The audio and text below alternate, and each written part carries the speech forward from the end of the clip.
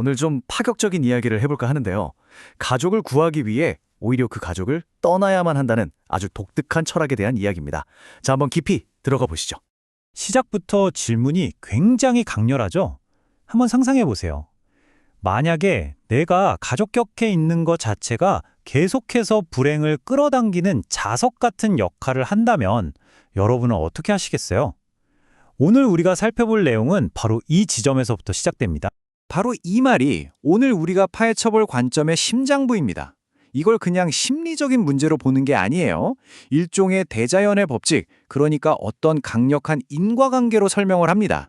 자, 그럼 첫 번째 파트입니다. 고통스러운 가족관계에 대한 진단. 이어서 나올 아주 급진적인 처방을 이해하려면 먼저 이 철학이 문제를 어떻게 진단하는지부터 제대로 봐야 합니다. 그러니까 이게 무슨 말이냐면요. 집안이 어려울 때 유독 가능성이 보이는 한 명의 자녀에게로 모든 고난과 어려움이 집중되는 현상이 있다는 거예요.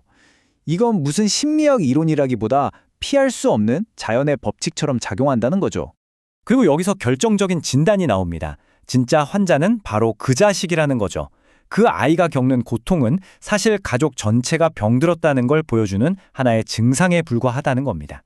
그럼 두 번째 파트, 처방으로 넘어가 보죠. 진단이 나왔으니 처방이 있어야겠죠? 여기서부터 이 악순환의 고리를 끊기 위한 정말 충격적인 3단계 해법이 등장합니다. 하나씩 볼까요? 1단계, 몰래 떠나라. 2단계, 오직 당신의 성공에만 집중해라. 그리고 마지막 3단계, 성공한 뒤에 돌아와라. 이게 그냥 도망치거나 가족을 버리는 게 아니고요. 모두를 위한 필연적인 전략적 탈출이라고 이야기합니다. 아니 근데 왜 하필 몰래 떠나야 할까요? 그 이유는 아주 명확합니다. 부모님 때 알리는 순간 어떻게 우리를 버리고 가냐는 식의 온갖 감정적인 말들에 발목이 잡힐 거라는 거죠. 그래서 완전한 단절을 위해 마치 밤기차를 타는 것처럼 조용히 떠나야 한다는 겁니다. 정말 단호하죠?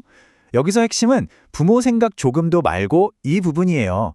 가족에 대한 책임감, 죄책감 같은 건 일단 다 내려놓고 최우선 순위를 오직 나의 성공에 두라는 어떻게 보면 굉장히 이기적인 명령처럼 들리기도 합니다.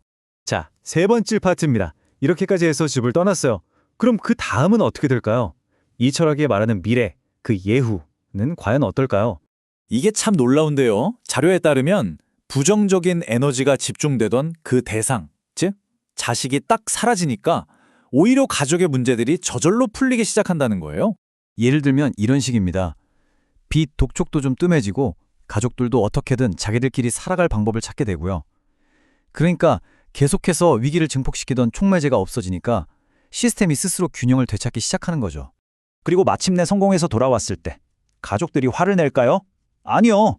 자료에서는 반가워서 죽으려고 할 것이라고 말합니다. 당신의 성공이 가져다준 그 엄청난 기쁨이 과거의 모든 서운함을 다 덮어버린다는 거죠. 당신의 성공이 곧 가족의 구원이 되는 순간입니다. 네 번째 파트로 넘어가 볼게요. 지금까지는 좀 극단적인 상황이었죠? 그럼 이번엔 좀 다른 딜레마를 한번 살펴보겠습니다. 여기서도 과연 개인의 책임이라는 원칙이 통할까요? 이런 경우 여러분이라면 어떻게 하시겠어요? 자녀가 유학을 가고 싶다고 우리 가족의 전 재산인 집을 팔아달라고 한다면 정말 어려운 문제죠. 이 질문은 자녀의 잠재력이 과연 그만한 희생을 치를 가치가 있는지를 묻고 있는 겁니다. 여기에 대한 대답도 아주 단호합니다. 그런 엄청난 희생은 요구하는 게 아니라는 거예요. 스스로 자신의 가치를 증명해서 부모님이 기꺼이 투자하게끔 만들어야 한다는 거죠. 핵심은 요구가 아니라 증명입니다. 그럼 다섯 번째 파트, 어떻게 증명할 수 있을까요? 여기서 이 철학은 두 종류의 자녀를 아주 극명하게 비교해서 보여줍니다.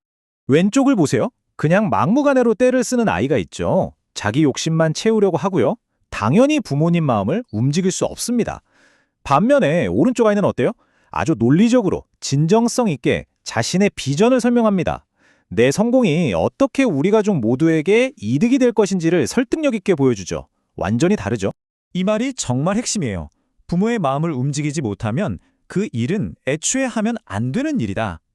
그러니까 설득하는 그 과정 자체가 일종의 테스트라는 겁니다.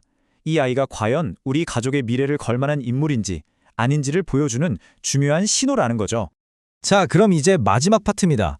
이 전혀 다른 두 가지 사례를 통해 우리가 얻을 수 있는 최종적인 메시지는 뭘까요? 결국 두 이야기 모두 잠재력을 가진 그 자녀가 열쇠를 쥐고 있다는 겁니다.